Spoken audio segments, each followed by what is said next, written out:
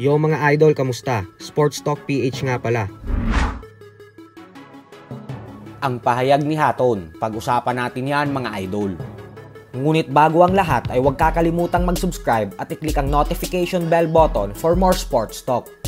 So sa latest interview nga po sa British boxing legend Ricky Hatton, ay sinabi nito ang dahilan kung bakit pinatulong siya ng ating pambansang kamao Manny Pacquiao sa kanilang naging mega showdown mahigit 14 na taon na ang nakakalipas.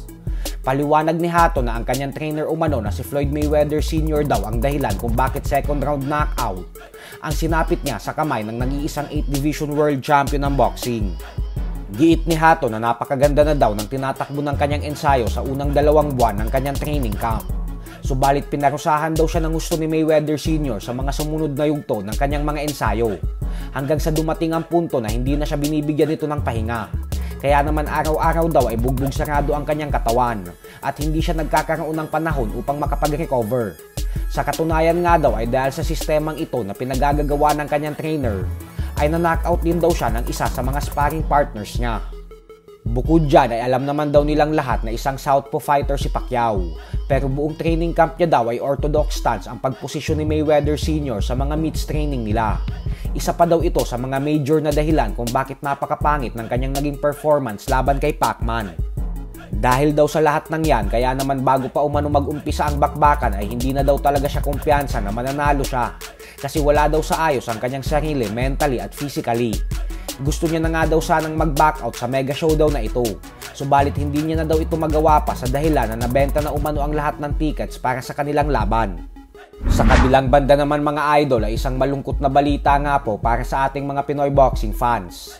Ito po ay dahil ang ating pambato na si Ben Ligas ay natalo via 8th round knockout sa bansang Australia kahapon sa kamay ng pambato ng Chile na si Andres Campos. Dahil sa panalong ito ni Campos ay umabante na ang kanyang record sa 16 wins with 5 knockouts at 1 talo lamang. Habang ang ating kababayan naman na si Ligas ay lumagapak sa 15 wins with 9 knockouts at 4 na talo. Samantala, opisyal na nga pong inanunsyo kanina lamang ng DAZN na kasado na ang world title fight sa pagitan ng undisputed lightweight world champion Devin Haney at ng WBC junior welterweight world champion Regis Prograis.